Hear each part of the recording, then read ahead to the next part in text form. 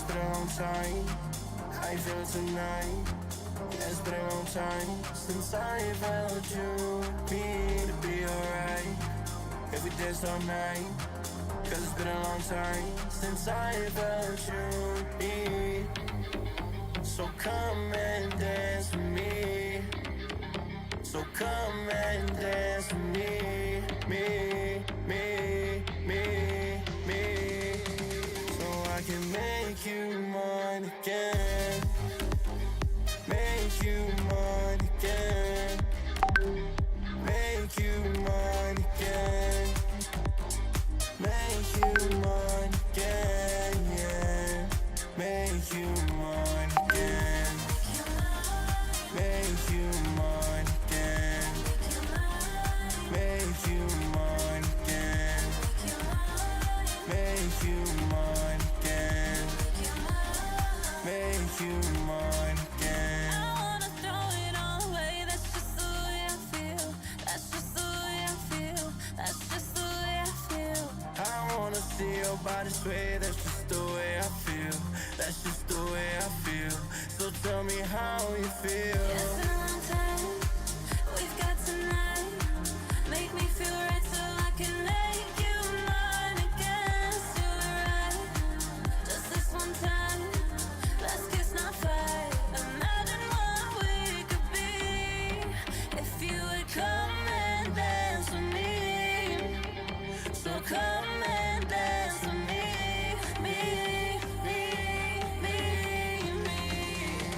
So I can make you mine again. Make you mine again. Make you mine again. Make you mine again, yeah.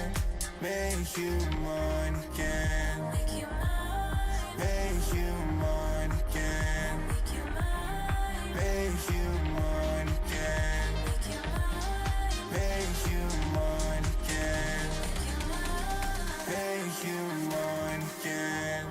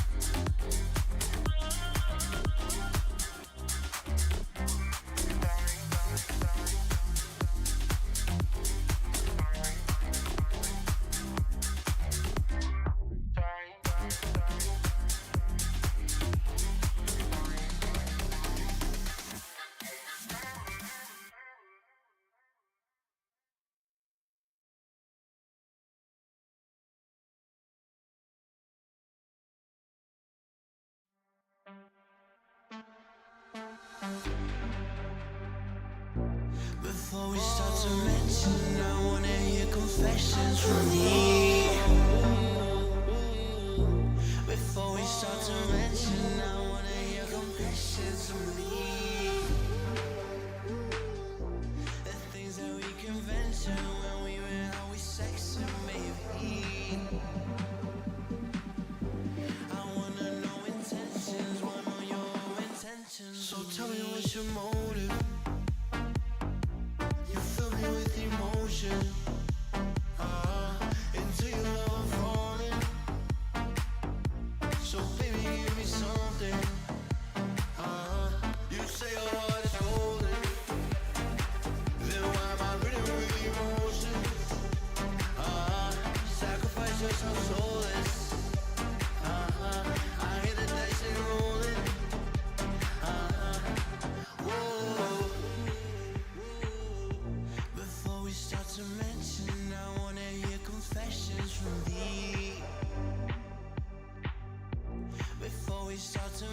confession. I wanna hear confessions from thee. The things that we can venture when we went out, we sexing, maybe. I wanna know intentions, wanna know your intentions. So tell me what's your motive. You fill me with emotion. Until you ever fall. So baby, give me something. You say your heart is golden. Then why am I pretty with emotion? Sacrifice yourself soulless. I hate it.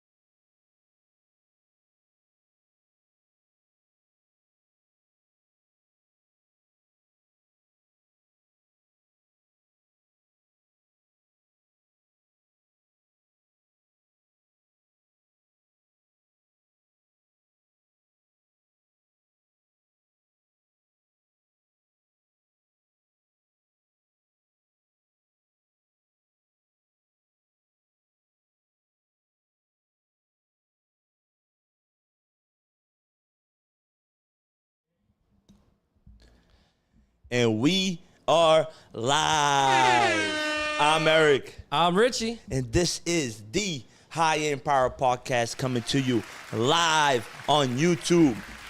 Big shout out to the Power family. Always subscribing, always sharing our reels, always sharing our content, always liking all the posts that we put on our page. Man, like we always say, without you guys, we're nothing, but with you guys, we're everything. Wow, you actually said it straight today without mumbling once. Hey, man. Look at that. Last episode, I was out of it. You know what I mean, dude? I came in this bitch like fucking hungover as hell and shit. But He's alive today. I still kept it together, you know? I'm alive, I'm alert, and I feel great. Big shout out to the production team in the back. Yo, Jay Briggs on the sound, Ozzy on the cameras, and the master JP with just mastering everything, man. This guy is not only beautiful, but he knows what he's doing. Don't gas him up. Look at that smile, Don't man. gas him up that much. Look at that smile. Yo, and a big shout out, too, to the big guy behind the scenes who's always putting the content that we're always getting so many compliments on, right? Because of the edits, and everyone's like, Richie, your edits, man, are insane. People come up to me like, man, you guys' reels is out, like, you guys are on a different level. And honestly, it's not us. It's thanks to our amazing graphic designer, Breno. He kills it. And at the end of the day, man, this guy goes above and beyond for us always. And that's the thing, man. All of us are in here really coming in together as a team to put out the best content we can to give you guys the best experience. And like Eric said last episode too, you know, it's a give and take. Like, we want to entertain you guys. We want to entertain ourselves. We want to make sure we're staying relevant. It's not easy to do. But again, we're here for a mission. We ain't going to stop. Hell yeah. What do you say, Eric? Joe Rogan, what? With Joe Rogan, we're coming for you, man. First, we're going for that #1 seed in Massachusetts. Then we're going to go for the #1 seed across America. King in the castle. Hell yeah, man.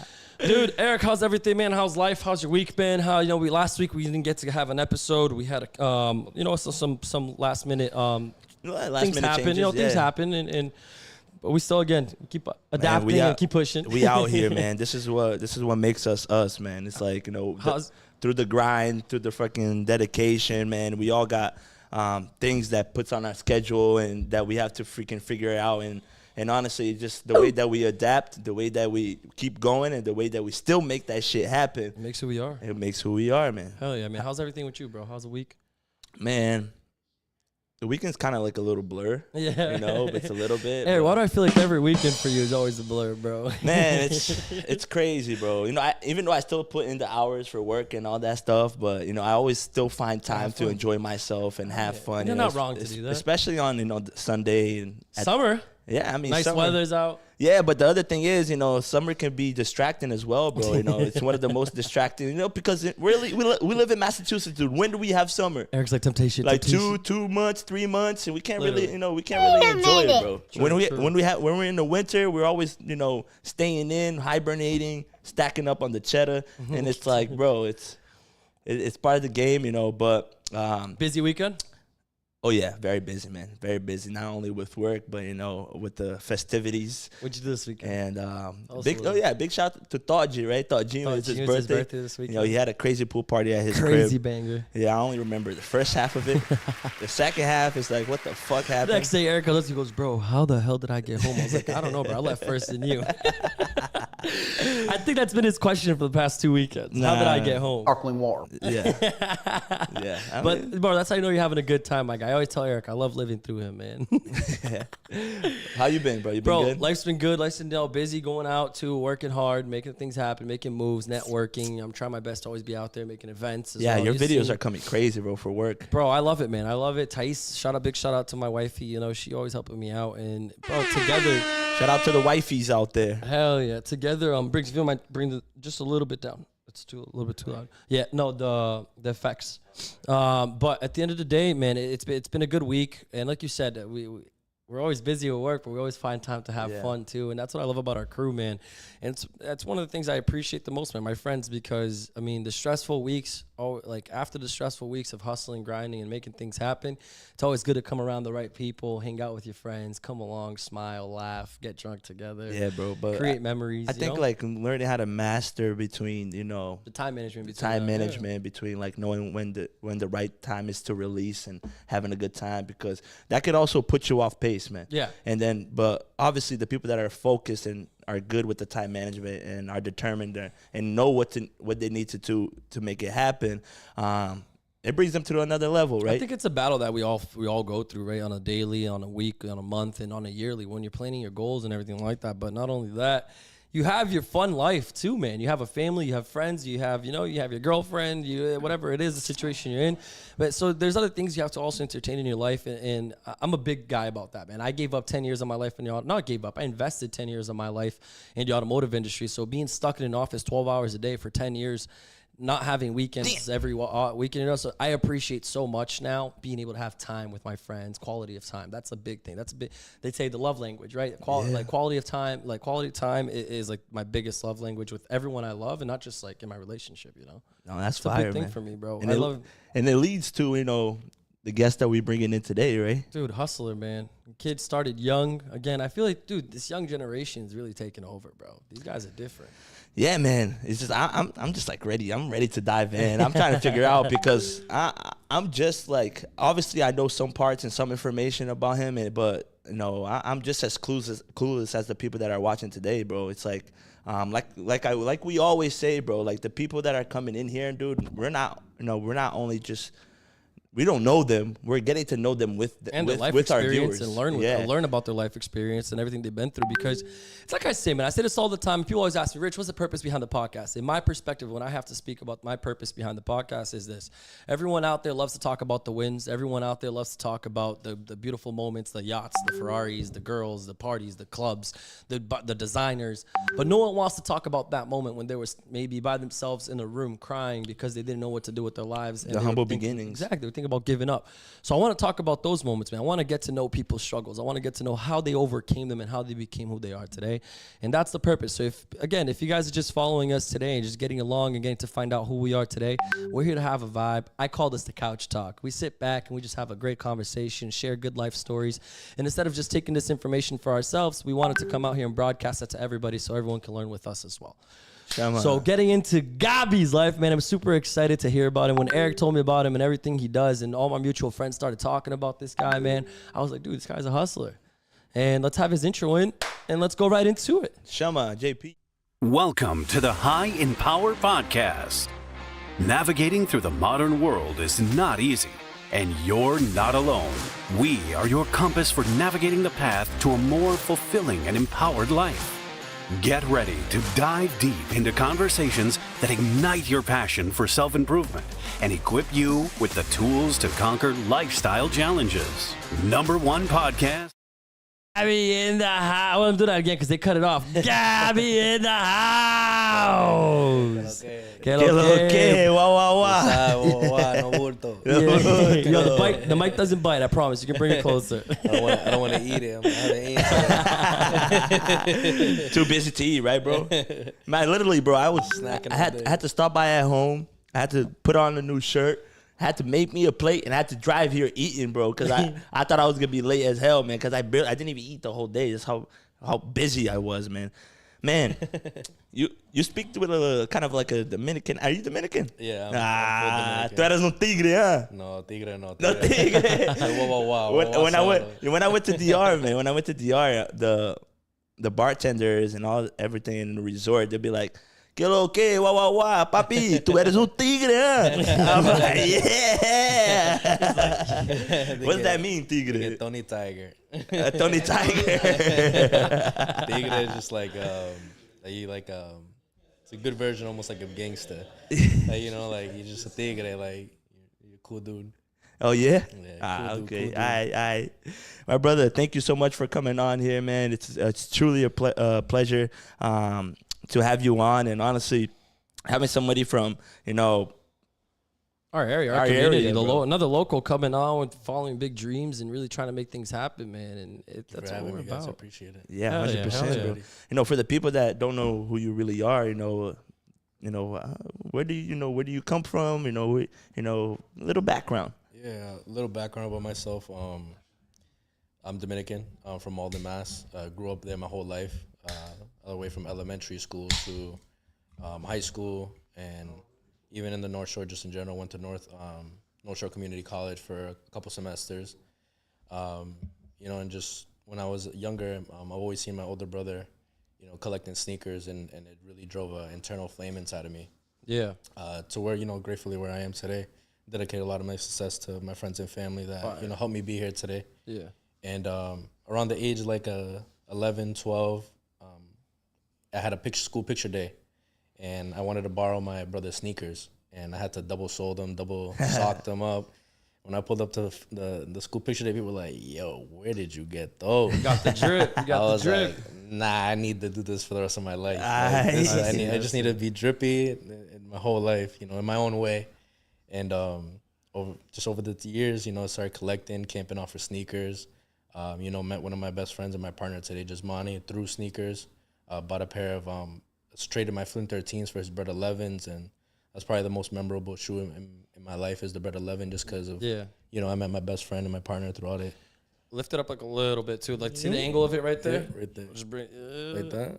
a little bit more. You can literally hold it right there on the stand right here and just bring it up. Like mostra pra ele, here. Oh, right there, bro. Yeah, perfect. There you go. That's it. That's it. That's it. Yeah. And Chama. pode trazer o volume dele agora pra baixo um pouquinho. Perfect. Yeah, and then just, you know, throughout the years, camping out for sneakers, camping out Concepts, Bodega, Nike Town, Boston. So- Talking about like probably, you know, 16 years old, camping at the mall Oh damn. with a bunch of my friends, just like, yo, you know, I'll pay you $20 just to wait in line. Really? Yeah, and So that's and the thing. a lot of them would at the time. You know, we were young. We were 16, $20, you know, is a lot of money compared to what it is today.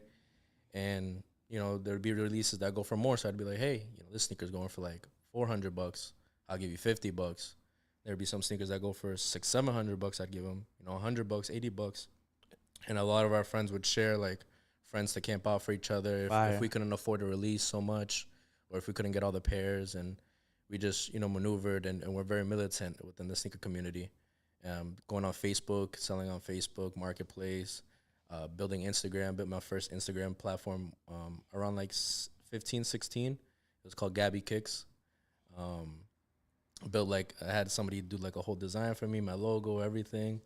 And I was working at the tannery in Boston on Boylston Street when I was about 18 years old. What's funny is that we were all walking on Boylston Street, all my friends. You know, when you and your friends go to Boston, you go mess around, go to every store, just pure window shopping, crazy. And we were passing by the tannery, and they were doing like a little sale because they own Concepts as well at the time. And I was like, you know, what if I got a job here? You know, that would be really cool. Like, they sell sneakers, high-end clothing, fashion, everything. My friends are like, man, you're not going to get the job. Don't worry. I'm like, Damn. I'm going to go get this job. I feel you. I I'm feel going to you. go get this job now. So you always had kind of like an attraction towards style, swag, shoes, and all that. Yeah, going back to your brother, man.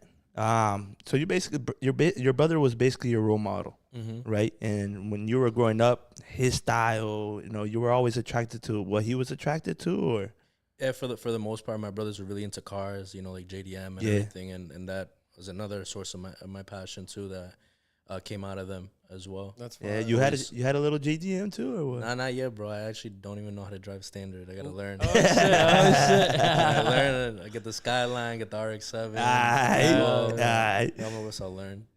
Man, so in the sneaker industry, bro, how does that truly work? Because I have some friends that do that as well.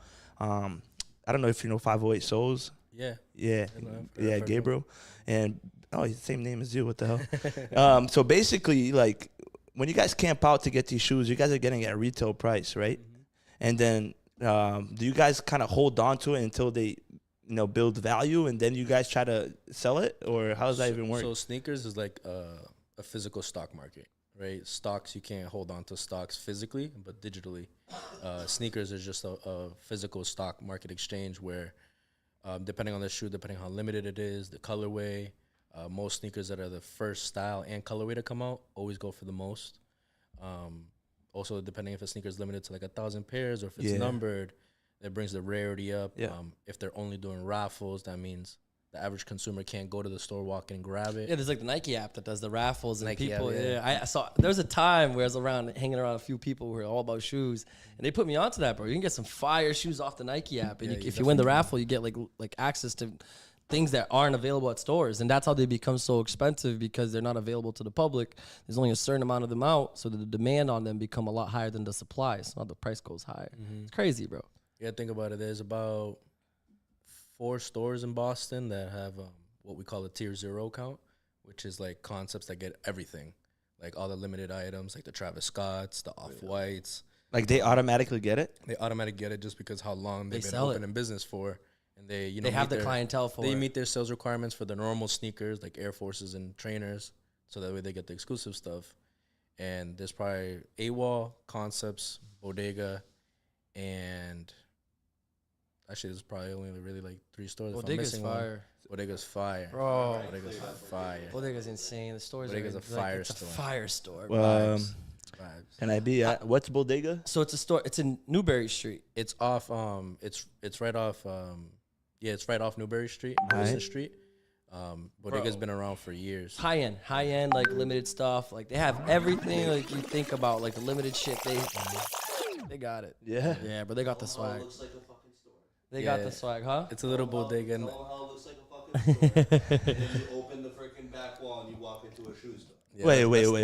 That's a surprise for you guys to go in there. Ah, check it okay. out. Stop. You guys Stop gotta- ruining the freaking you guys surprise, can't, bro. Can't ruin the sauce. The sacred Bro, sauce. I mean, I want to take it back a little bit here because I feel like we're kind of fast forwarding into like the entrepreneurship, the hunger, and all. I mean, you come from an immigrant family.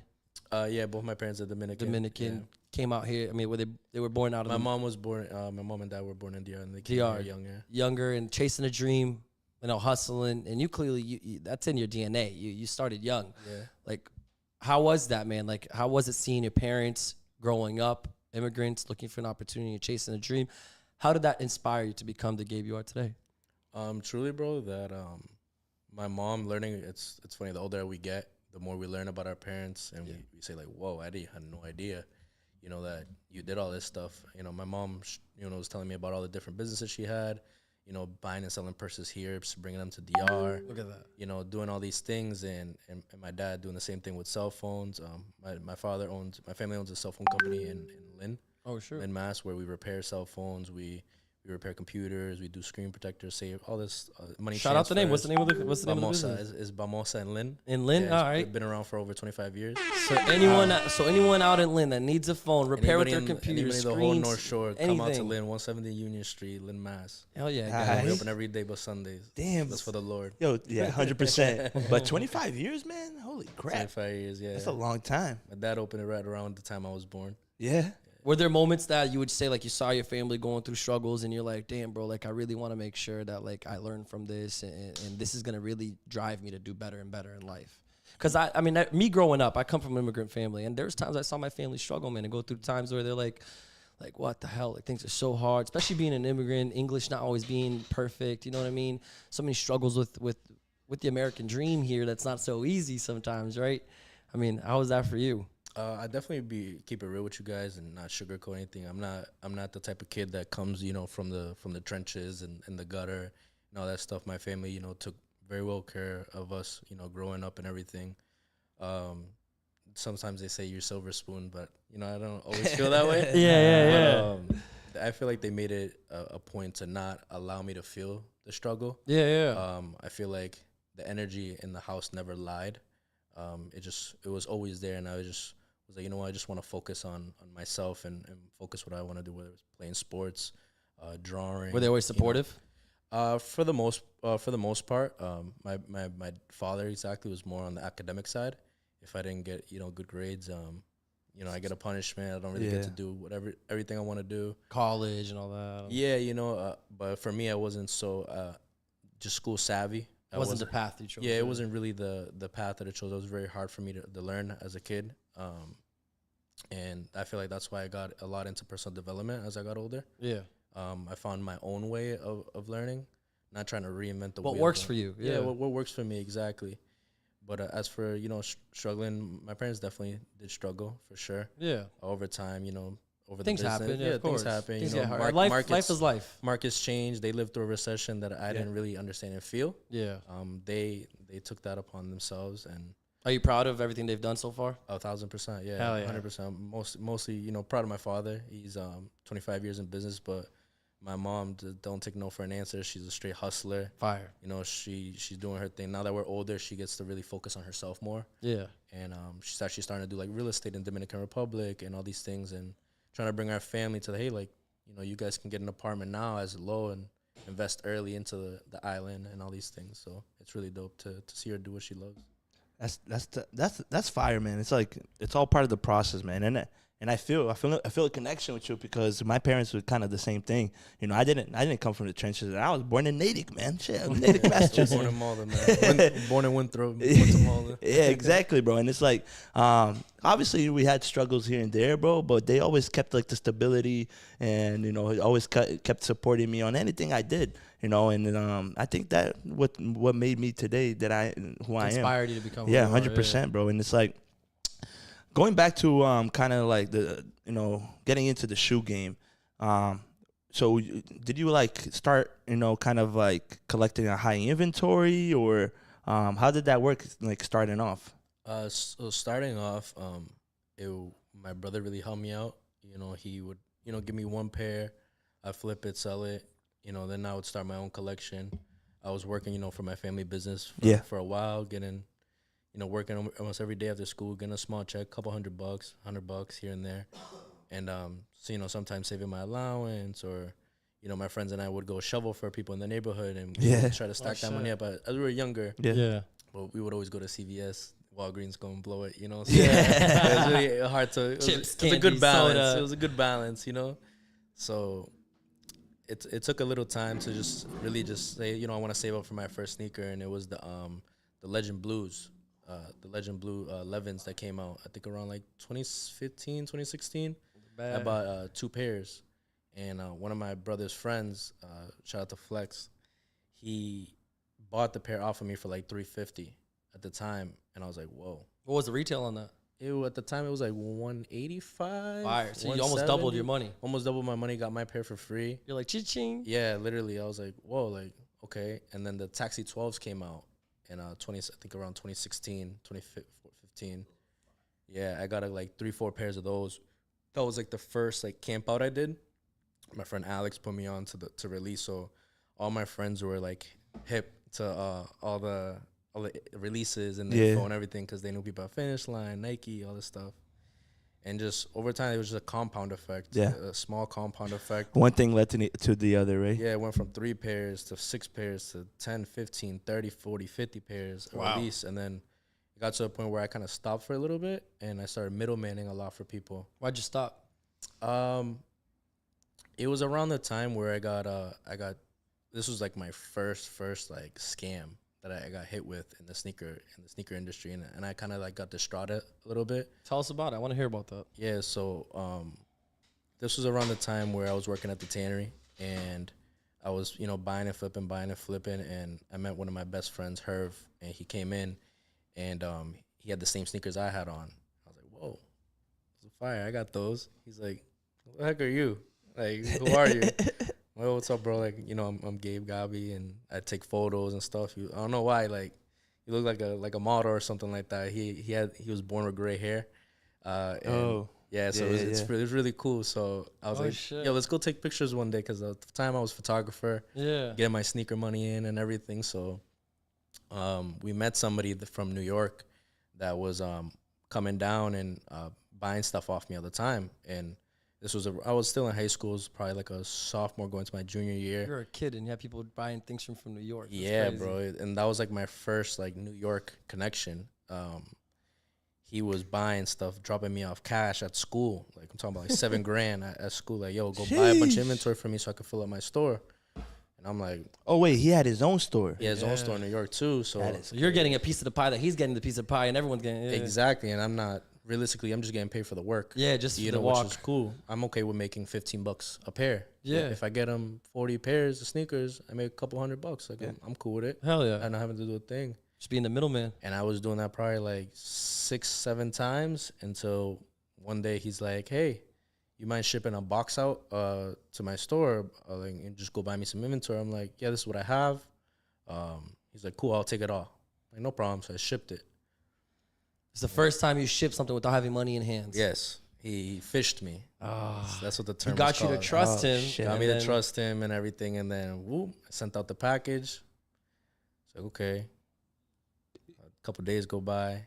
Wait a minute. A couple weeks go by. I'm like, what's going on over here? And big shout out to my pops at the time. He helped me, fund that because I didn't want to put all my eggs in one basket at the time. Yeah. So he helped me go half on the buying all the stuff. Real. Yeah, and that was like the first time he really Invested believed in me yeah. because he saw the money come in. That's how my dad is. Like, if I see the money coming in, not this internet thing. Like, Yeah. If I see Old it school, in my old face, school way. if I If see it's cold in hard front of cash, me, yeah. it's real, and I respect that. So How much time did it go by until you realized it was Bro, a scam? like, a month, And then you took it He to just Yale. went mute, and I'm just like, okay. Could you contact authorities because of that or no? To be honest, bro, I wasn't very knowledgeable on how to. I didn't know how the police was gonna ask, oh, how'd you get the money, this and that. And I'll ask all these crazy questions they don't need to know. And he just stopped answering for like 2 months, and then he called me one day. I was like, hey, bro, like, I'm sorry this was happening. My mom was going through things, and I'm like, okay, like, I understand, like, bro, if your mom is going through things, like, I completely get it. Things happen, yeah. Things happen, whatever. But can we get this settled? Yeah, no problem. Can you buy these sneakers from me? And I was like, yeah, sure, send me the money. He sent me the money. And it was the Off-White Euro 1. I don't know if you guys know that, like, the Off-White Chicago, but the all-white pair. Yeah. I was definitely the top 5 person to have them in all of Massachusetts first. And I had to get them all the way shipped from London to a middleman to legit check them, and then to me. And I paid $1,700 at the time. That sneaker goes for like probably $6,000. Damn. Yeah, and I was like, damn, I should have kept that sneaker. I should have held on. Should have held it for Bro, myself. so you really touch like gems. I've touched a good amount of gems, bro, in my days. Like, yeah, I've touched Red Octobers. Yeah, definitely. Definitely Red Octobers. The whole Yeezy 1 set, 2 set, Air Mags. My favorite. What's the rarest shoe you've Yeah. touched? My rarest shoe I've touched has to be. It's definitely the Air Mag. One of my friends' shop had the auto lacing ones. Auto lacing Air Mags. They go for like $100,000. Yeah, like, $100,000. yeah, they go for like about like, to be honest, like 78K, like 85K around there. Damn. The OG pair is like 250. What is Yeah. it? Air Mag what? The Air Mag auto lace. Auto lace. Yeah, Nike Air Mag. So at the end of the day, Oh, those. I seen those. That's from the space, the movie. Yeah.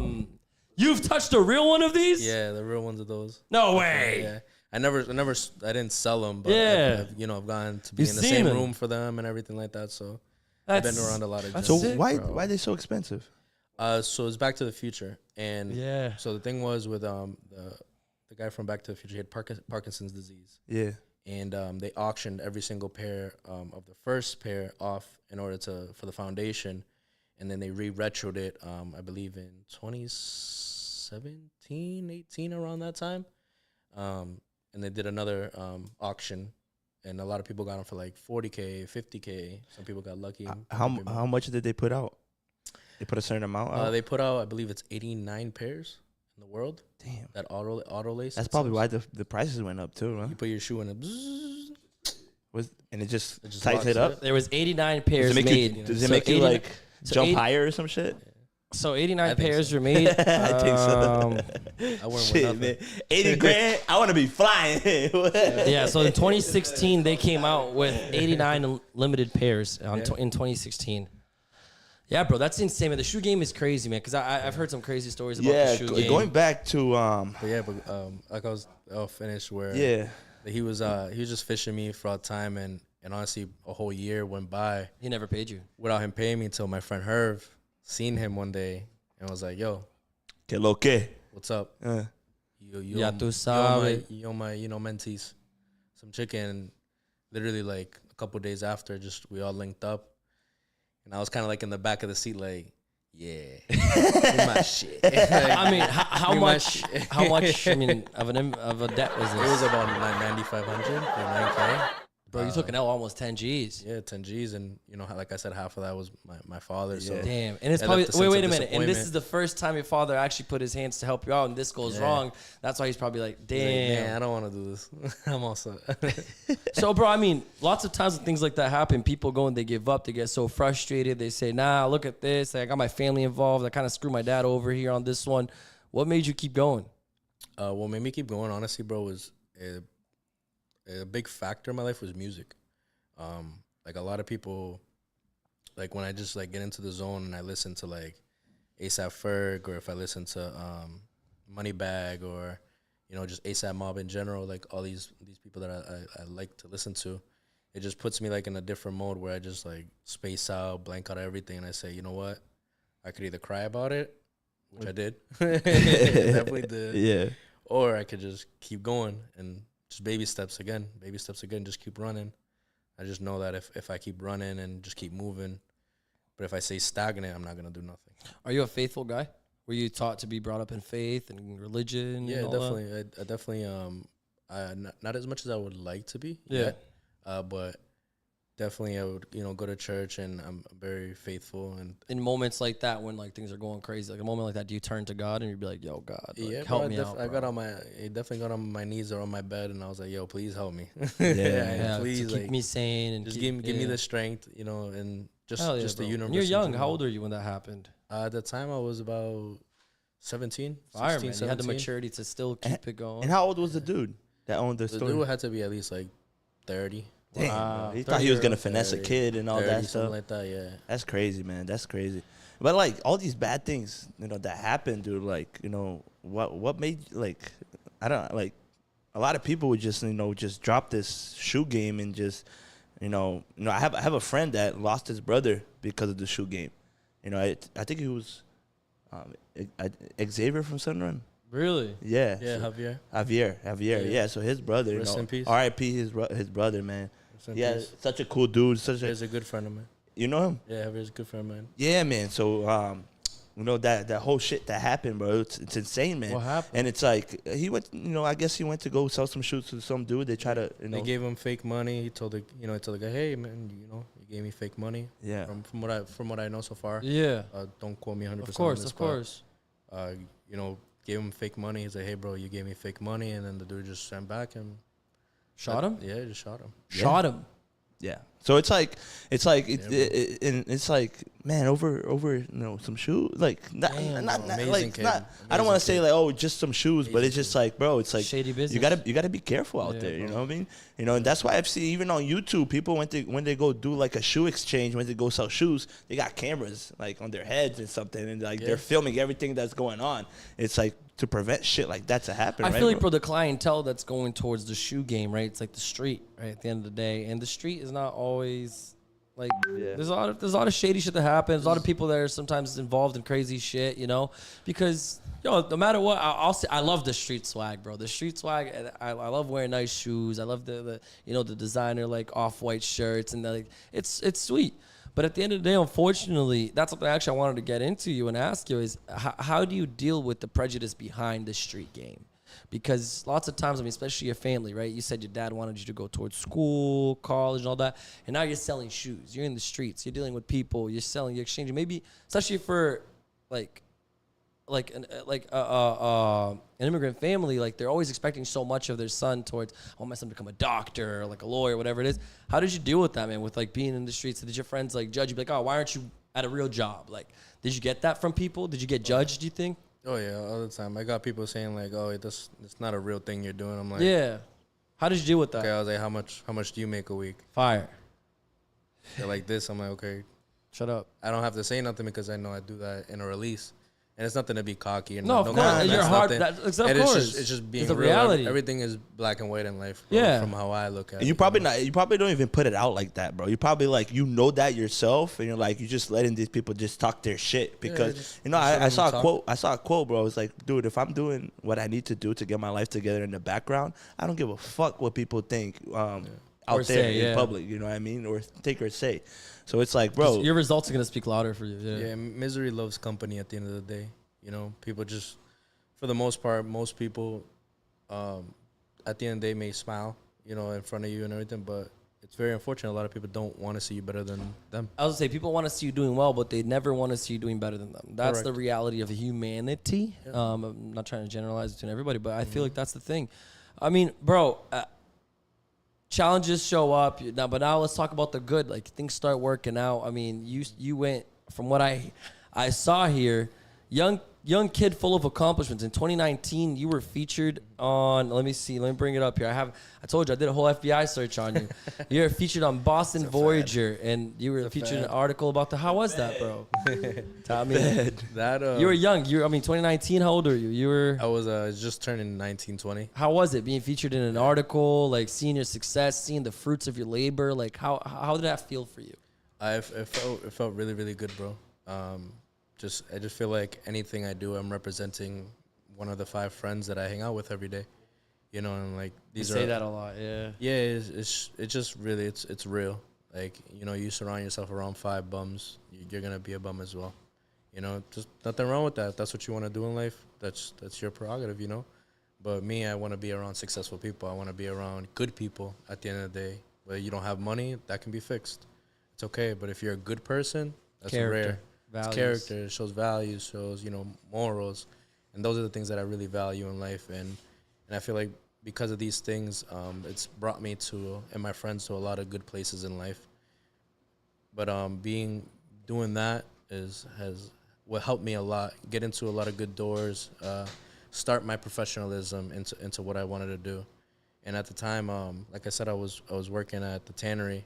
It was the funniest part is I started with a cast, and as a stock boy, and they were like, "Are you sure you can work here? Like, you have a cast on?" I'm like, "Yeah, I'm good. Trust, you know who I am? I'm good. Trust me." And I started as stock boy for like a couple months, and then I would say like 4, 5, 6 months in, I was averaging easy like 10K a week in sales.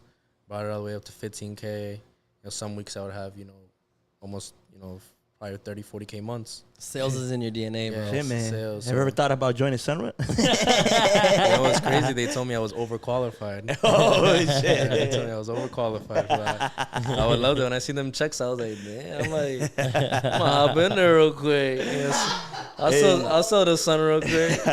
Let's we're about to jump into a commercial, and then after we're gonna dive a little bit more into that. Shama. So picture this, your car, clean as a whistle every single week without lifting a finger. Sounds too good to be true, right? Well, not anymore, thanks to Auto Tycoon. Here's the scoop. For $99 a month, they've got you covered. Weekly washes, no scratches, no worries. It's like giving your car a spa day every week. Honestly, it's the little things, right? Driving around, feeling good about how shiny your car is without stressing about the small stuff. If you're like me and just want your car to look at Power fam, just had to share this find with you. Ever been on the lookout for that go-to spot for your design needs? I've discovered my treasure trove, R&V Sports Graphic Design. Sipping coffee from my favorite mug this morning, the one with the hip design, that's their handiwork. And this comfy hoodie I've practically lived in, yep, that's R&V magic too. They've got me covered from my wardrobe to my business cards, signs, and even those eye-catching flyers. The best part isn't just the awesome stuff they create, it's how they make you feel part of the creation process.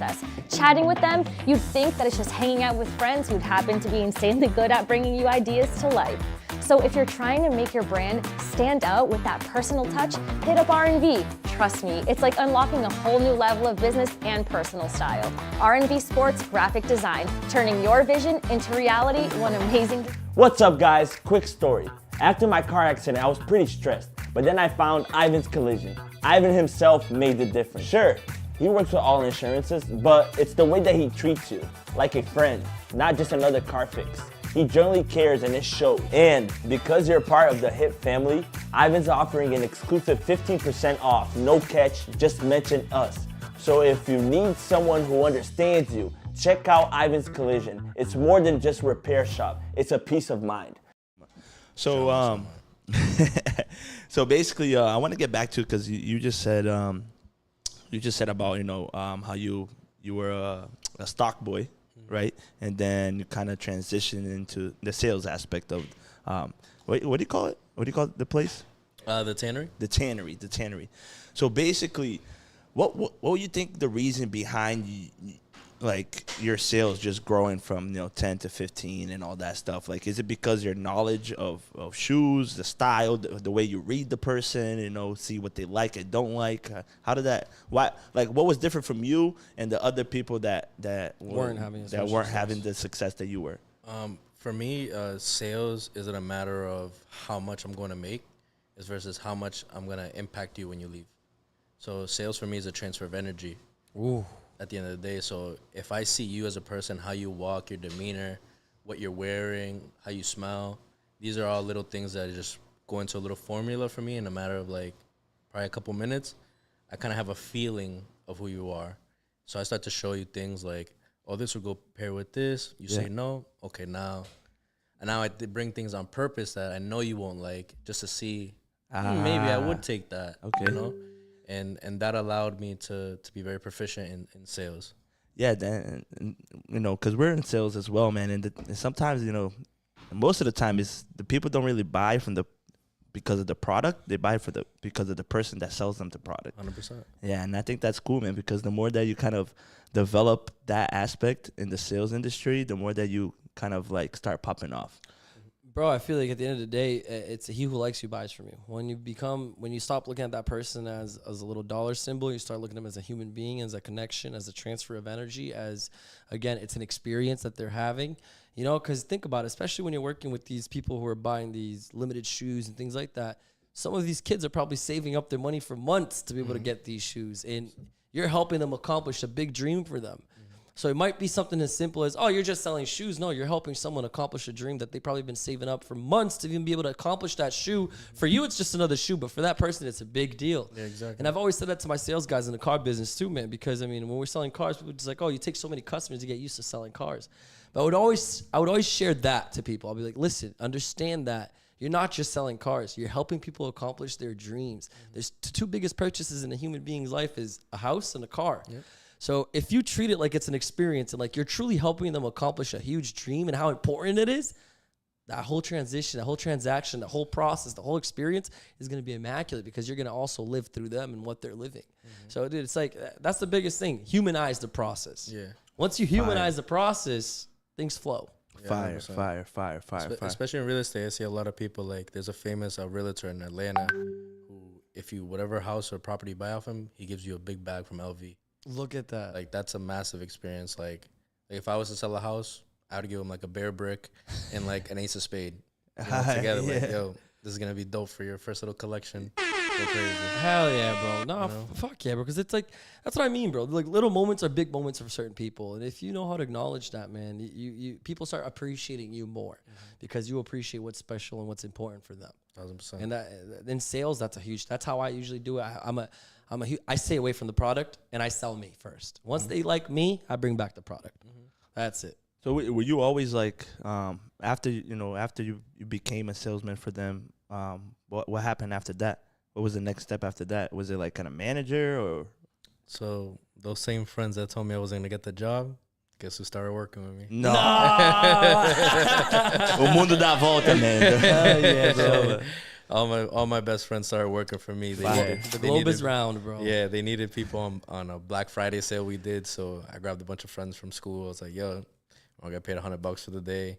Pull up, let's just do this. And we even made like custom T-shirts at my house for our Black Friday sale, like staff members. Look at you, man. And all that stuff. So we didn't have that type of stuff even working, so we made it ourselves. Now, I mean, Gabi, what made you do that? Because these dudes are going against you. They're telling you you're not going to succeed. How were you humble enough to even come back to them and be like, yo, let me give you an opportunity now? What made you do that? Did you, explain? I just love seeing my friends win at the end of the day. Even though they were against you in the beginning. At the end of the day, like, they say the top is lonely, and I don't want to be lonely at the top. I want to be with my friends, whether we're doing burnouts in Lambos or we're in Paris, or doing anything together. I'd rather, be with my homies at the end of the day. And that's dope, bro, because like I bet the vibe just changed from that place, bro. I bet vibe was crazy. The vibe was insane, man, because working with your friends is one of it's cool, bro. You all are making money together, man. It's we're like all making money. Yeah. How was that kind of the feeling of everyone just, together at the same spot, fighting for the same thing? So between my friend Day and I, we were both sales, like on the same floor. So we understood like we're both very militant and both very like hungry. Yeah. So we would throw ourselves a couple sales in there, but I'd be like, yo, like get away. You know what I'm saying? Like this is mine. Back the up. friendly competition. Yeah, like back up. Like yeah. Or we'll be like, oh, let's see who's gonna do more sales today. Like I'll be like, okay, that's cool. Boom, I sell a pair of dress shoes that are like $1,500. I'll be right back. He's like, I just sold 3K. I'm like, oh yeah. Sell a Valentino bag real quick, 3,500. Ah. You know what I'm saying? Like I just hit out the big ticket items quick. Okay, and we'd have like mini competitions for each other, and we would always track our numbers and everything. So it was always really fun. But we understood like the dynamic of the workplace where let's separate the friendship and let's just get this money. At the end of the day, that like you guys doing that, y'all are just pushing each other to like greatness right there, man. Y'all are just pushing each other just to. A funny story. I mean, it's contagious. The sales environment is contagious. Energy towards the customers and towards your colleagues too. One day, man, I'm down. I'm driving back home. I'm called Eric, and one of the things people always say, they're like, especially people now that are knocking with Eric, like, bro, you and Richie talk a lot, bro. They're like, yeah, bro, we're always talking throughout our day. I'm asking him, how's your day going, bro? How tough is it? He's asking me, Richie, how's your day going? What was your success rate today? What was yours? Blah, blah, blah. And this day, bro, I'm coming like defeated, bro. And I'm like, bro, he's like, where are you? I'm in Natick. He's like, bro, let's go. Let's pitch together through the phone. I was like, what do you mean? He's like, I'm going to pitch a door, you pitch a door. I pitch a door, you pitch a door. I was like, whatever, let me pitch a few more doors. He goes and sends and texts me a number. He's like, yo, go to this address. I was like, no way.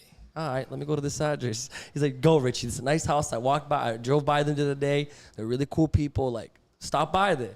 I go, all right, but let me hear a pitch from you first. And he goes on the phone, puts his phone on speaker, knocks on the door, does a whole speech. And now I'm on fire because I'm hearing him pitching. He does this transition, boom, boom, boom, boom, does this thing. I'm like, all right, now I got to go too. Yeah. So I go, all right, Eric, my turn. So now I call him on the phone. I knock on that door. He goes, Richie, hit the door. So I go to the door. He told me to hit. This is at like, after the day was already over. I was feeling defeated. I was like, bro, fuck this. Like, fuck, what a horrible day.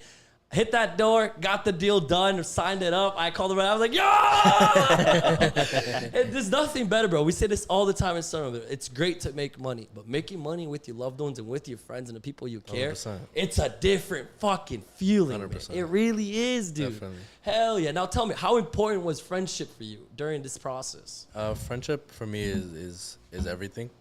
Honestly, my friends are my family. They're my kin, you know. So a lot of my friends, like how you guys just said, you talk every day. Like I talk to some of my friends every single other hour of the day. Like we're always on the phone with each other, chopping up ideas. FaceTime. Yeah, FaceTiming, literally. Like always either talking shit, chopping it up, making ideas, like I said.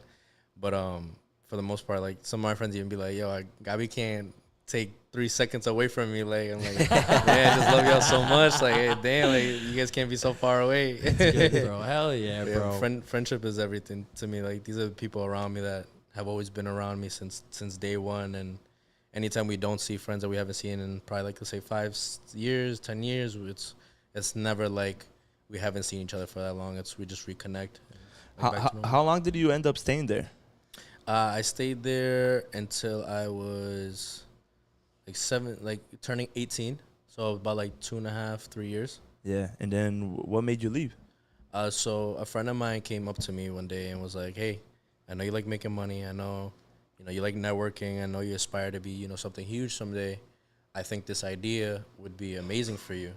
And it was a network marketing company at the time, like selling travel and like it was called Dream Trips. And I was in it, and when I got there, I really fell in love with the energy in the room. Not more so the product, because I was like, grateful that my parents always took me to DR when I was younger, and we would always take trips with my family, big family trips, like 30, 40 deep. Jesus. Yeah, big family. Yeah, big family. You got to come to one of our reunions this year. Come through. You see how the Toribios do. Oh, shit. I'm definitely I'm pulling up. We're all about the party. Yeah, it'd be Send crazy. me the address. But, yeah. So you what basically left the shoe game, left the basically the fashion game, because they didn't only sell shoes, they sold a bunch of shit. I was always into shoes no matter what, if it was a little bit or just a lot. So even though you jumped into this, you still were handling. I was always consistent. Okay. I was always consistent. People would always ask me like about sneakers and stuff like that, so I would go source things for them. But when it came to this concept, I just really fell in love with the network of people. They just spoke high vibrations, high positivity. They introduced me a lot of different books of personal development that I read. Fire. Think and Grow Rich, How to Win Friends, Influence People. Yeah. Rich Dad, Poor Dad. Yeah. How'd you like Rich Dad Poor Dad? I love that book. Yeah, I love that book. Fire book. It's life Amazing book. Books help you?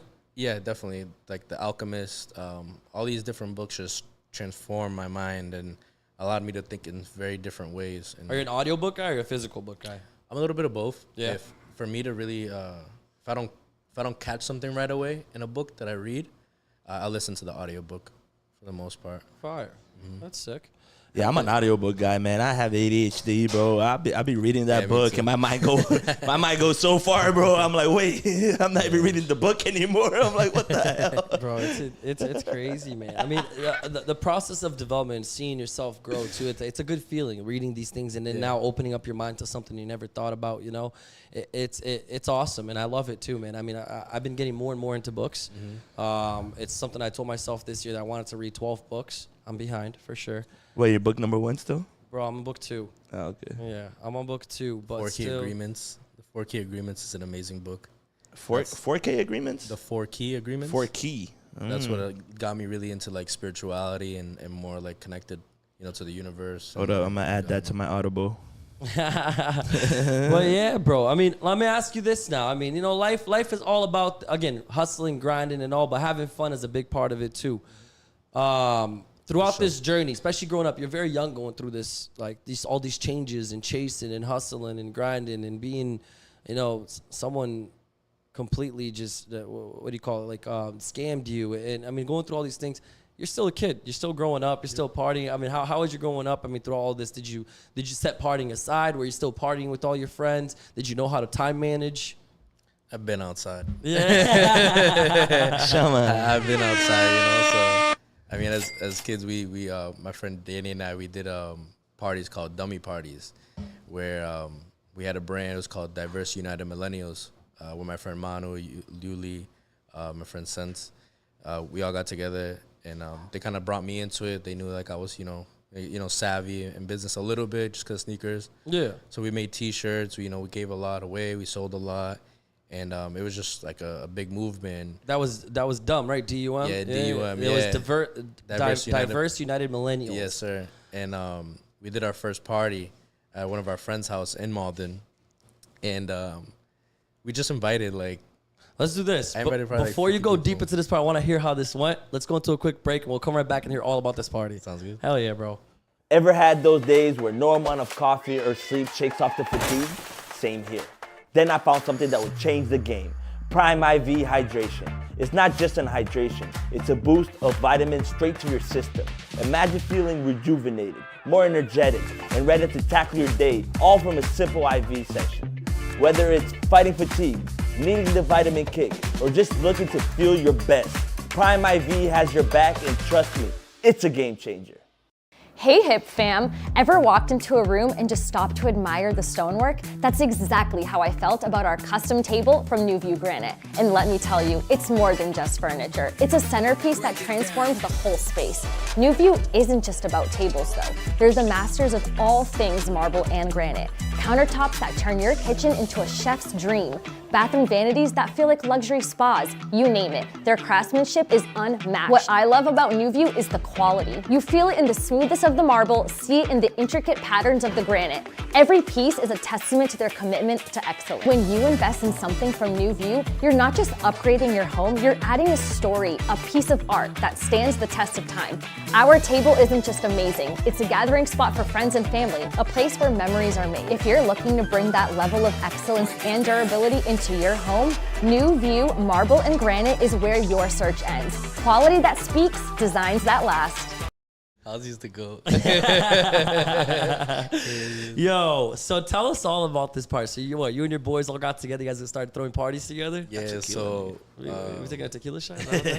we threw a party, and we literally only invited like 50 people just because of the size of the house.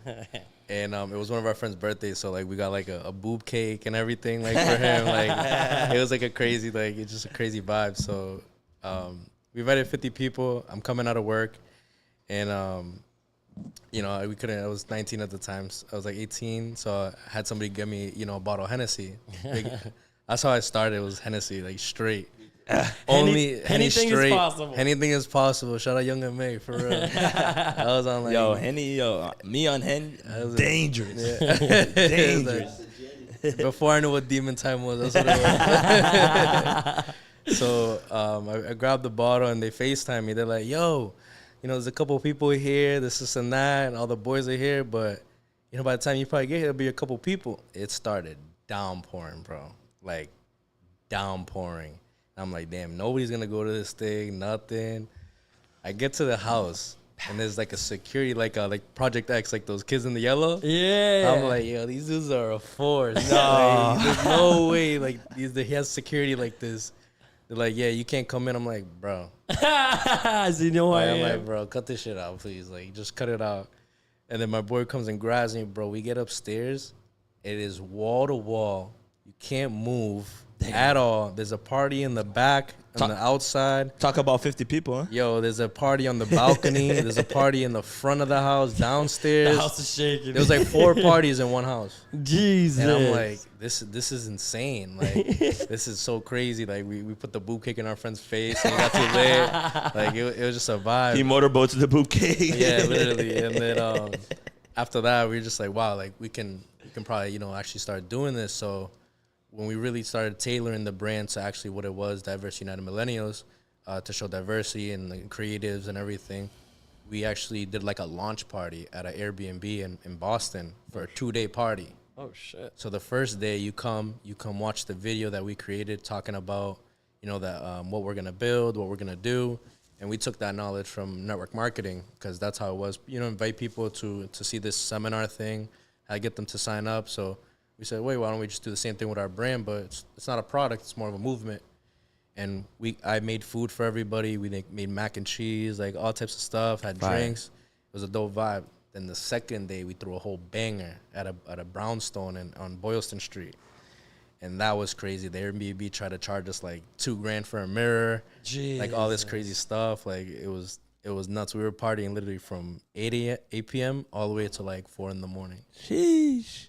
So these are 2 different locations, like 2 different locations. This was like our second party that we did, like our launch, and then after that we kind of just went crazy with the merch, and the brand kind of just slowed down a little bit after people just started. We started graduating and everything. Yeah. Cool, man.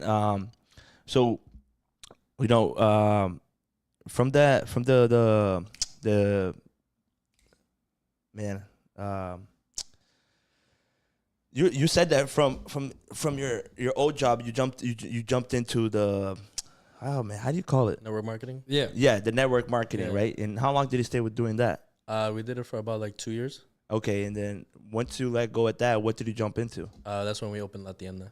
Okay, so that's exactly what I wanted to get into. Tell us a little bit about LaaTiendaa. Yeah, so LaaTiendaa, we had the website. That's funny. We had the dumb shirts on the LaaTiendaa website in like 2018. And that's how we kind of first started the website. Just LaaTiendaa was built upon like us, a future of ours opening a store someday. And as looking for names for like weeks, months, and one day my mom is literally leaving the house and she goes, "Ay, yo voy para la tienda, vengo ahora." And I'm like, LaaTiendaa. That's the name. And let me add another A to it, like how Dominicans are exaggerated sometimes. Yeah. Like, let me add another A, kind of make it like a off-white vibe, let me do that to it, and that just kind of like stuck with everybody.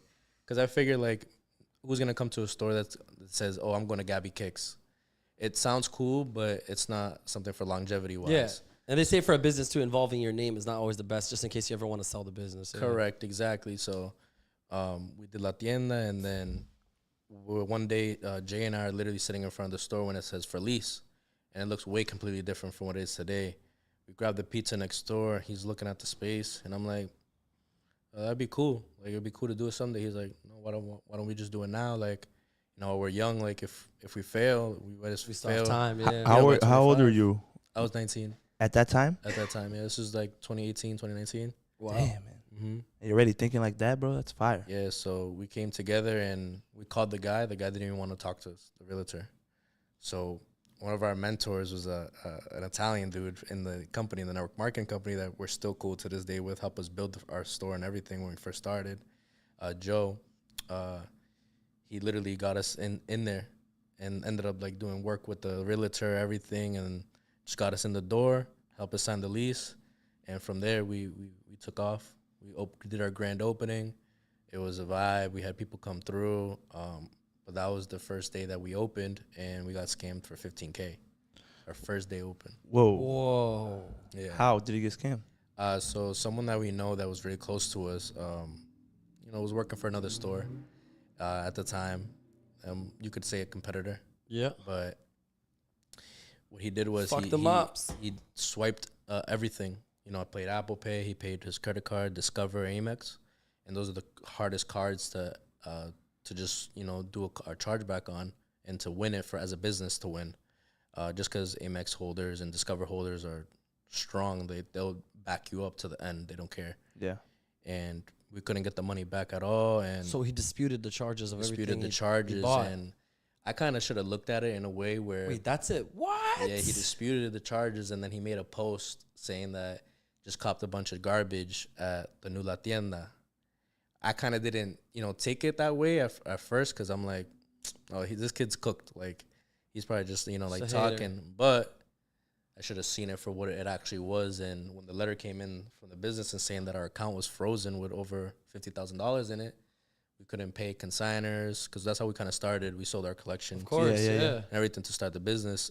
It's like a partnership in the beginning. Yeah, we couldn't pay consigners. And that's tough because of reputation and everything is in game. Yeah, exactly. Anybody that used the card coming into the store, doesn't matter what type, was a red flagged on their account. So by the end of the first month, we had over about like 114 flags on our business account. And the lady who kind of helped us start the business account got too. so frustrated. No, she actually did it wrong. And as a business, you get an average ticket number specifying like what type of, like let's say if a sneaker's $1,000, but you also have sneakers that are 100.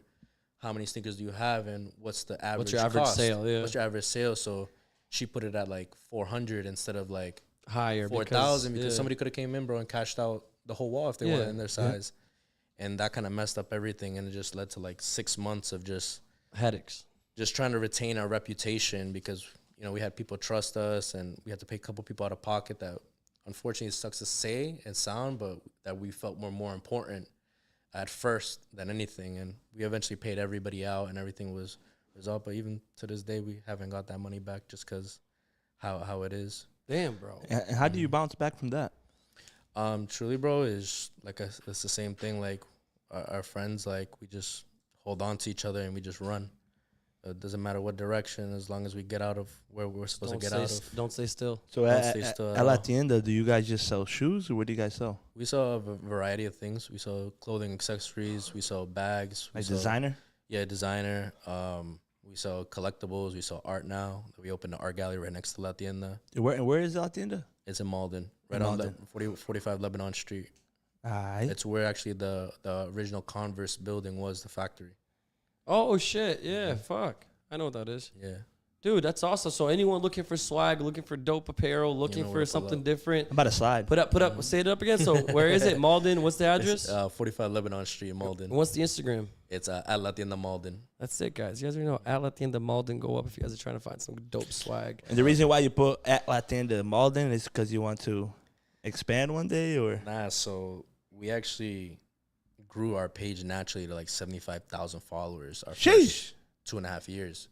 Wow. And that was because everybody that came into the store, we shouted them out, and we were like, yo, shout out to this person for pulling up, you know, shopping, dropping a bag. Experience again. Yeah, and that's what everybody was coming in for, was relatively the shout out. They were like, yo, I'm buying a designer. I want to be. I don't care if I'm spending $10 or $500. I'm getting a shout out. And that's how we were. We didn't judge nobody by their pockets at all. It doesn't matter if you don't have $1, just come to the store, get the experience. It's the unique experience. Yeah, come get this new unique experience. And we grew the page up to like 10K our first year. Wow.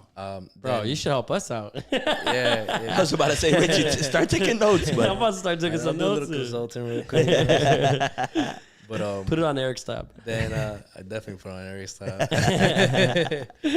We Bobby Shmurda just came out of jail, and we decided to do a big like giveaway.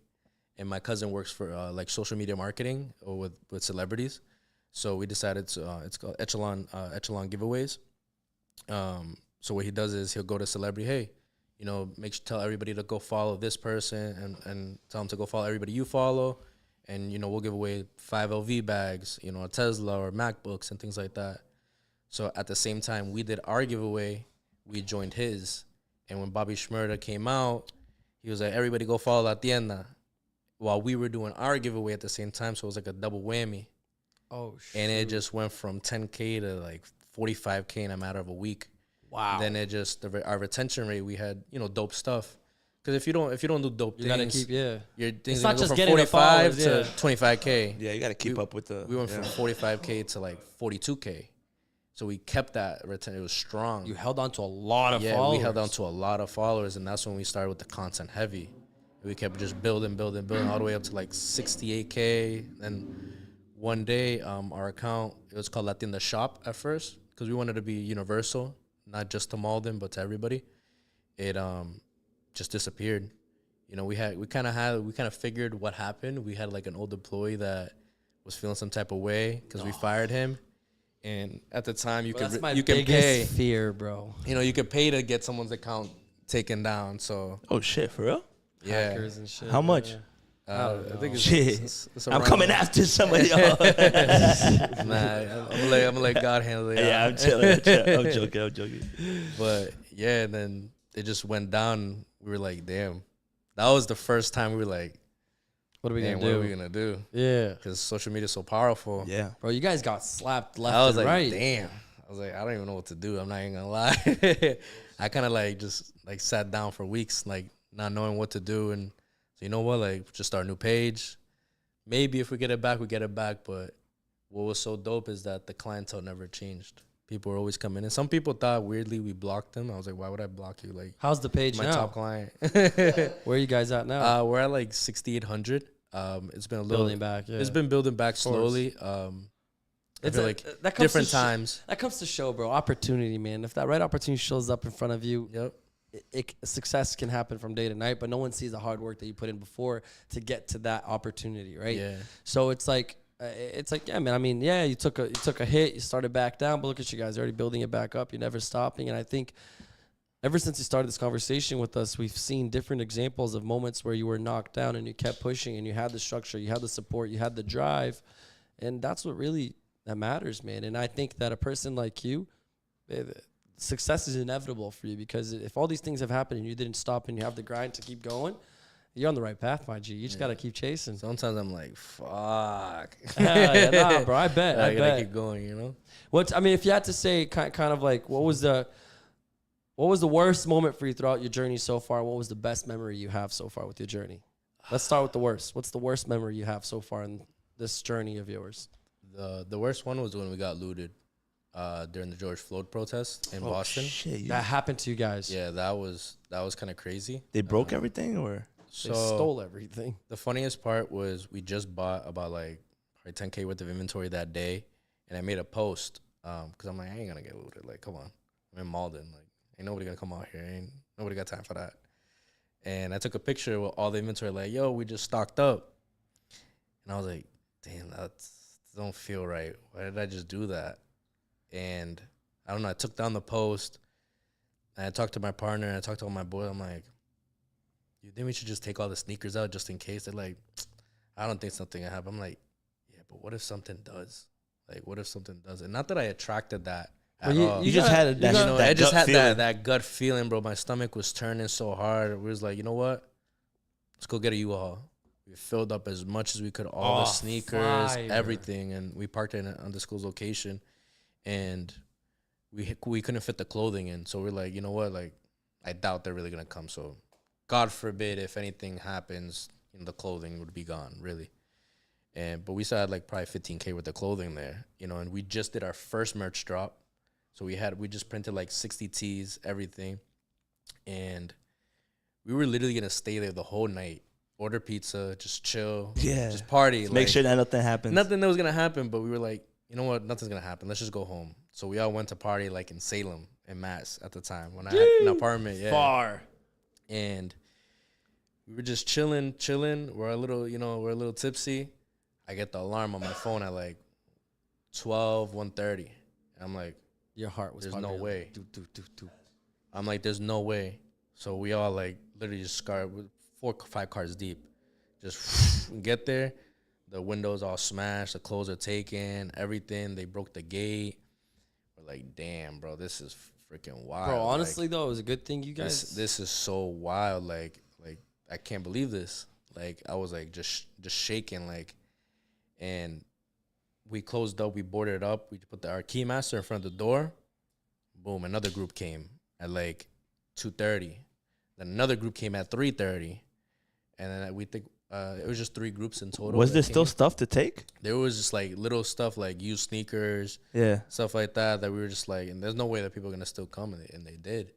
And again, we have an idea of who it was too that started. They're talking a native language that we only know a certain group that we know of. Yeah. But yeah, bro, that was, and it wasn't even because of the stuff that was stolen. It was more just the time and effort that we put into things would just like what killed me. It's fucked, bro. You put so much effort and love into something, and someone comes and just, you know. Yeah, exactly. And the thing was too is that our insurance didn't cover us because this was a global catastrophe that was happening nationwide in LA, New York, Boston, Miami, everywhere. So we needed something called it was called terrorism insurance. No way. Yeah, literally. So they didn't cover us at all. We had, investigators come and try to say like, oh, where's your receipts? Like this and that. And at the time we weren't so savvy in the business to keep everything. So we couldn't get nothing paid, but gracefully we're cool with everybody in our city.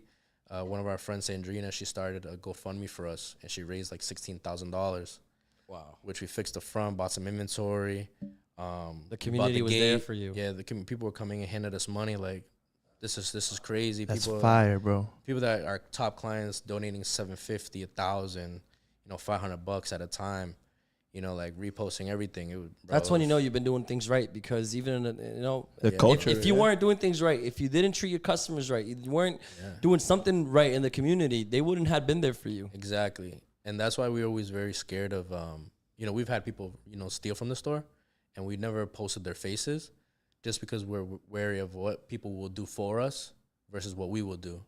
Like, mess around. You see somebody that got posted on LaaTiendaa, you see them on the street, you're going to be like, yo, come here. Like, I feel you. So after that, we just, tightened up, and it was just so funny to see that the next couple of weeks, we seen everybody on Methadone Mile with all of our merch that we did. So we understood right away who it was, and it was just crazy. I was like, wow, I just charged us to the game. Bro, honestly, bro, though, but all these L's and everything, from what I could see, they taught you good lessons. Oh yeah, bro. I didn't go to college, but I feel like I went through college. Would you say that all like these moments of where you took loss and where things went tough, do you think they taught you a lot? 1,000%. I wouldn't be who I am today without them. And what was like the best moment, if you had to say? What was the happiest moment that you have that you don't forget about? So you're like, bro, this is the best moment during this adventure. Not only was it Brother Evans because I met my partner and everything, but the best moment was so far. Not only was it when I met one of my best friends, Cisco, and everybody, shout out to BRK, but it was when OVO came and there was a Drake concert, and none of them wanted to leave the store. Like, they didn't want to leave at all. They just wanted to chill there all night with me, just chill, smoke. No way. Smoke hookah, vibe out. We were there talking for like 2-3 hours with Chubbs and TV Gucci. They were about to buy a bunch of stuff, and I was like, why don't you guys just take care of us for the concert? I'll tell the homies, like, these tickets are $1,000. I'm telling my friends, like, just give me $300, like, just to cover my cost, $300, $400, $500, whatever it is, that where we sit. And after that, it was good. That was probably our best moment, because I was like, wow, like, you guys got hooked up to a Drake concert. Someone of this stature, doesn't want to leave, and they just want to vibe out with us. They just want to chill. He was showing us like early pics of his like studio before it was even open in LA. Jeez. Like, it was a vibe. But tied with that would be Omarion, I believe his name is, from Ghost from Power. When he came to the shop, the first thing he did when he walked in, he goes, I hear a lot of good things about you guys. You're going to be very successful. You guys carry yourself and have a great energy. I'm happy to be in this store. The environment, the culture, everything you're building, it's like you said, it's contagious. That was a surreal moment at that time. I was like, wow, like we're doing something right. That's good, man. That's the thing, bro. If you're doing ethical business, bro, it's these things might happen to you, bro. Like, these downfalls, the people breaking in. Yeah, bro, it's bad things that happen, but it doesn't really reach the good things that happen to you too, man. Don't get it wrong either, man. Like, we're not perfect. Yeah, 100%. Sometimes, people might come in for sneakers that we may think we have, or we try to get for them. We're not able to get it, but we do our best, and we move in. Can't always make everybody happy. Yeah, we move in our best interest, and we never move with no malicious intent. So LaaTiendaa right now, how is it, like, running smoothly? Everything's good? Yeah, everything's running smoothly. We took a slight break from LaaTiendaa just because we were opening La Cueva, our gallery right next door. We were getting into events so much that we decided to open our own event space, our gallery, in the front. So it's like a speakeasy. In the front of it, La Cueva in Spanish means the cave. So in the front, it literally looks like a cave with a secret door. Oh, shit. Yeah, it's really cool. It has artwork everywhere. We ordered this like special cement paint from Europe that came in, and we brushed everything, made it look like cement walls. And when you walk inside, it's like a whole different world. Wow. And that specifically for just like art, or? Yeah, so we started collecting art about 2 years ago, like different contemporary, fine, all types, just certain prints, collectibles that were rare. We found it as a good market, and also we loved it. And it was just really dope because we met a lot of dope people from it. We met like our framer. She used to frame for museums, and she was an artist herself, so she does like custom framework. Oh, sure. These are things that we're able to services to provide to other people, just to give them a more. Like you keep expanding your world more and more. Yeah, bro. definitely. So bro. people can go there and actually purchase these arts and all that? Yeah, you can purchase it. That's You purchase sick. it online, get it hand delivered to your house, even fitted to where you want it to be. Everything. Wow, that's sick, bro. Hell yeah, man. And, you have LaaTiendaa. You just, how you call it? La Cueva? Cueva, yeah. La Cueva. The cave. I like that. Yeah, look at you learning. I'm learning Spanish. What's in store for the future, man? Our biggest goal, at the end of the day, people can, I could tell you what it is, but you're never gonna stop me from doing it. Yeah. So our biggest goal is to, eventually open one big store in Boston, with both connected, Art gallery. Stuff. Yeah, and sneaker store, just to give a full on like. There's a store in London I fell in love with called Selfridges, and it's like a marketplace, and that's essentially what I would love LaaTiendaa, and hopefully my team would love the same thing, same vision. So you want to sell like unique items? I want to have different vendors inside the store and kind of give it like a real estate space. Each person like in this store in Selfridges, they had Hermes, they had Balenciaga, they had Chrome Hearts. I would want sneakers, I would want clothing, art, bunch of different local brands to have their own space within LaaTiendaa, and just kind of give it that feel as if it's a marketplace. Like it's an endless thing for you to come in. Yeah. You can do shoe cleaning, you can get customization of sneakers. That's fire, bro. Do all these type of different things. Hell yeah, man. Damn, man. Truly, truly inspiring, bro. I heard LaaTiendaa has some special gifts for us. Is that true? Oh yeah, I got a little swag for you. Let's check those out. Let's check those out. When you get in them groceries outside the house. Look at that. Look at that. All right. Man, check this out. Yo, cut to this one. Cut to. Okay. These are exclusive bags we did for SneakerCon. SneakerCon was a movie.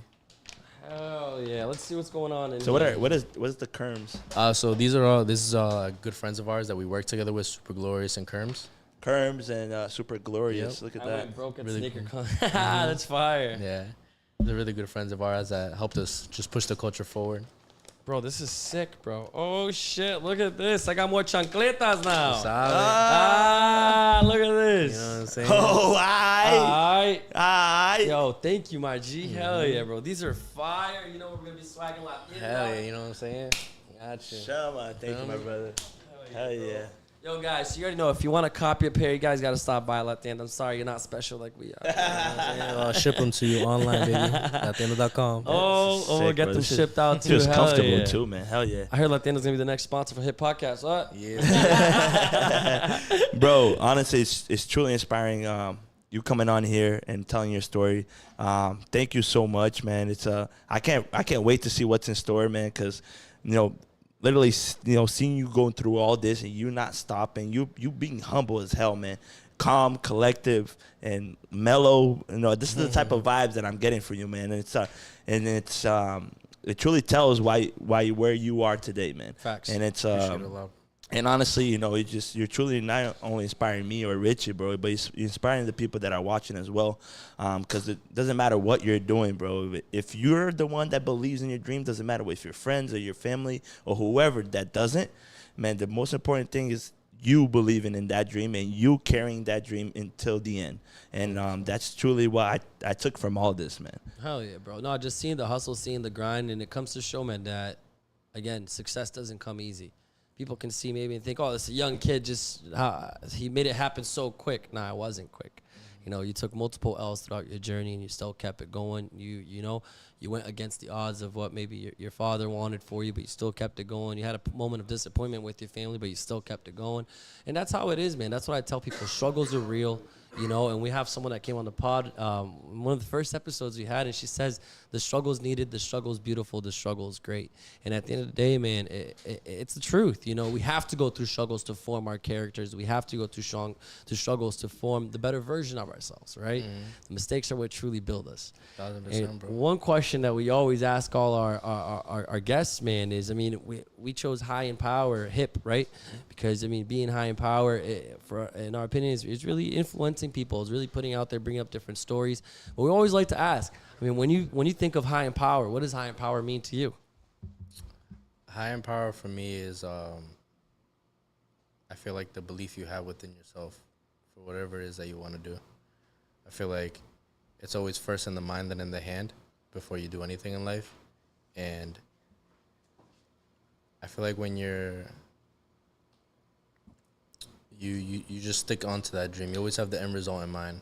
And I feel like that is what's, for me at least, the definition of high in power is just having that source no matter what, that internal flame inside of you to not stop at all. Fire, bro.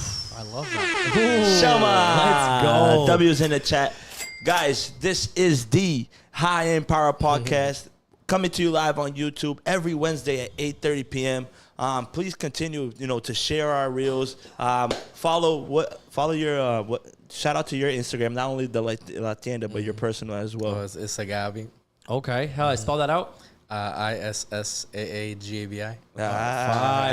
Fire. And then what's the tag for LaaTiendaa? It's LaaTiendaa Malden, double A's. All right, guys. Cool. We're also going to put the tags on the description as well. So you guys could go over there, follow his page, and visit his stores, man, because we're definitely stopping by. We're definitely stopping by. We got to go drop a few paychecks over there. Bring them sunrun checks. Guys, thank you for always sharing our content. Keep, posting our reels, keep liking, subscribing, hit that notification bell so you're always notified when we're posting, and it's gonna be fun. Any last words before we go? We always like to give a little last seconds just for our guests to say anything they would like to say. Just love yourself before you love anybody. Let's go. Oh, hell yeah, bro. Guys, you already know another episode 52. Wow, what a journey, what an experience, what a battle that we've been going through here. It's exciting. If you see that the episode's not coming up a certain week, it's not because we don't want to. It's just certain things happen sometimes, We love you all. Eric says every week, and I'm going to say it again. With you guys, we're everything. Without you guys, we're nothing. Keep sharing, keep liking, keep subscribing. We love you. One more episode. Let's go, High and Power Podcast. Hello, okay.